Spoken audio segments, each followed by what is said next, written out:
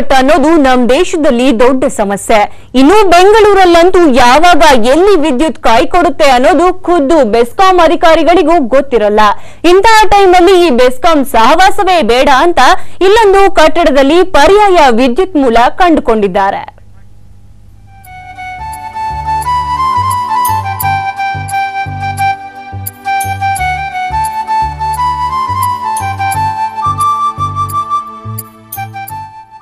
ಇಲ್ಲಿ ಬಳಕೆಯಾಗ್ತಾ ಇರುವುದು 100 LED ಬಲ್ಬುಗಳು, 20 ಕಂಪ್ಯೂಟರ್ಗಳು, 1 ಲಿಫ್ಟ್, 5 AC, 15 ಫ್ಯಾನ್, 3 ಮಹಡಿಯ ಈ ಕಟ್ಟಡದ ಅಷ್ಟೂ ವಿದ್ಯುತ್ ಸಂಪರ್ಕದ ಮೂಲ ಸೂರ್ಯ. ಹೌದು, ಸೌರ ವಿದ್ಯುತ್ ಅಥವಾ ಸೋಲಾರ್ ಬಳಕೆಯಿಂದ ಇಡೀ ಕಟ್ಟಡಕ್ಕೆ ವಿದ್ಯುತ್ ಸಪ್ಲೈ ಆಗ್ತಾ ಇದೆ. ಎಷ್ಟರ ಮಟ್ಟಿಗೆ ಅಂದ್ರೆ ಇದಕ್ಕೆ ಬೆಸ್ಕಾಂನಿಂದ ವಿದ್ಯುತ್ ಸಂಪರ್ಕವನ್ನೇ ತೆಗೆದುಕೊಂಡಿಲ್ಲ.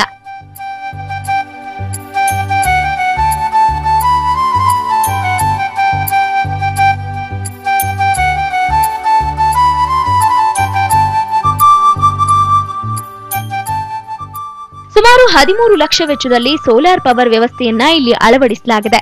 3 ಕಚೇರಿಗಳು ಈ ಕಟ್ಟಡದಲ್ಲಿ ಕಾರ್ಯನಿರ್ವಹಿಸಿವೆ. ಹೀಗಾಗಿ ತಿಂಗಳಿಗೆ ಸುಮಾರು 35 ಕಿಲೋವ್ಯಾಟ್ ನಷ್ಟು ವಿದ್ಯುತ್ ಬೇಕು. ಆದ್ರೆ ಸೋಲಾರ್ ಪ್ಯಾನೆಲ್ ನಿಂದ ಬರೋಬ್ಬರಿ 40 ಕಿಲೋವ್ಯಾಟ್ ವಿದ್ಯುತ್ ಉತ್ಪಾದನೆ ಆಗ್ತಾ ಇದೆ.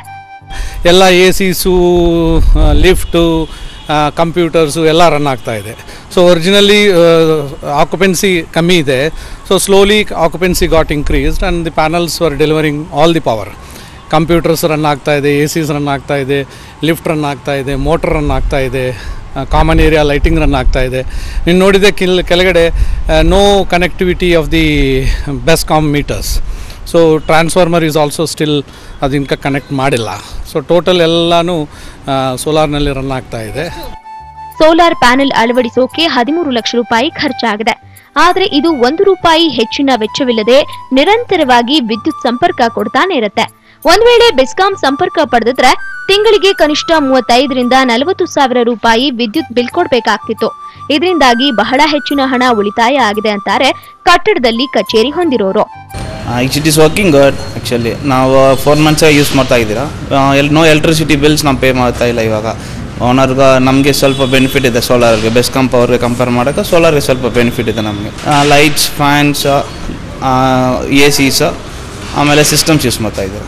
Monthly like current electricity bill ಬಂದರೆ ನಮಗೆ ಬಿಲ್ 10,000 ಬರ್ಬೋದು. ಬಟ್ ನಾವು 4 ಮಂತ್ಸ್ ನಮ್ಗೆ ಏನು ಬಿಲ್ ಇಲ್ಲ. ಇವಾಗ ಒಂದು ಸಲ ಹಣ ಹೂಡಿ ಸೋಲಾರ್ ಪ್ಯಾನೆಲ್ ಅಳವಡಿಸ್ಬಿಟ್ರೆ ಸಾಕು, ಜೀವನ ಪರ್ಯಂತ ಉಚಿತ ವಿದ್ಯುತ್ ಬಳಸಬಹುದು. ಇನ್ವರ್ಟರ್ ಮತ್ತು ಬ್ಯಾಟರಿ ಬಳಸಿರೋದ್ರಿಂದ ಬೆಳಕಿನ ಸೌರಶಕ್ತಿ ಇದರಲ್ಲಿ ಶೇಖರಣೆಯಾಗಿ ರಾತ್ರಿ ಹೊತ್ತು ಬಳಸಲು ಸುಲಭವಾಗ್ತಿದೆ. 3 ಫೇಸ್ ವಿದ್ಯುತ್ ಬಳಕೆಯ ಜೊತೆಗೆ ಲಿಫ್ಟ್ ತರದ ಹೆಚ್ಚಿನ ಸಾಮರ್ಥ್ಯದ ಉಪಕರಣಗಳನ್ನು ಸೌರಶಕ್ತಿಯಿಂದ ಬಳಸಲು ಸಾಧ್ಯವಾಗಿರುವುದು ನಿಜಕ್ಕೂ ಅಚ್ಚರಿ. ಭವಿಷ್ಯದಲ್ಲಿ ಸೌರಶಕ್ತಿ ಬಳಕೆಯಿಂದಾಗಿ ಬೆಸ್ಕಾಂಗೆ ಗುಡ್ ಬೈ ಹೇಳೋರ ಸಂಖ್ಯೆ ಹೆಚ್ಚಾದ್ರೂ ಆಶ್ಚರ್ಯ ಇಲ್ಲ. ಸೌಮ್ಯ ಕಳಿಸ, ಕಸ್ತೂರಿ ನ್ಯೂಸ್ 24, ಬೆಂಗಳೂರು. ಪ್ರಾಮಾಣಿಕವಾಗಿ